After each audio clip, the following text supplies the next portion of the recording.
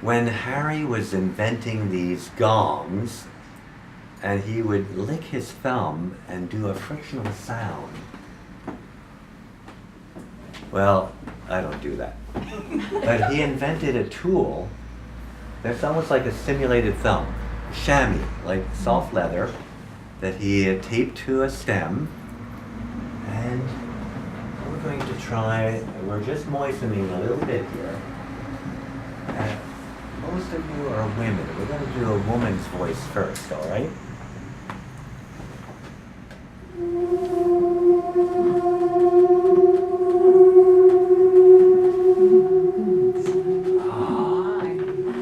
Now we're going to do a man's voice. How about Elliot's voice or Val when he's angry? Okay?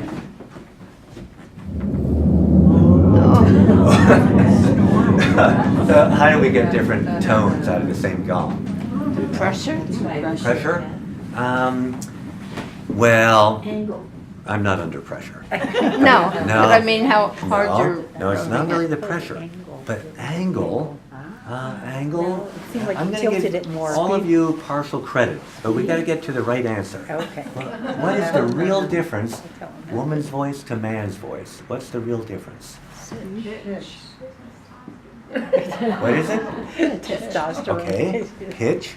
How do we get that different pitch? Do you see my vocal cords? Different vibration. Shorter vocal cords, longer vocal cords. Now, this tool is a vocal cord. I'm holding the tool short. Okay? And I'm holding the tool longer.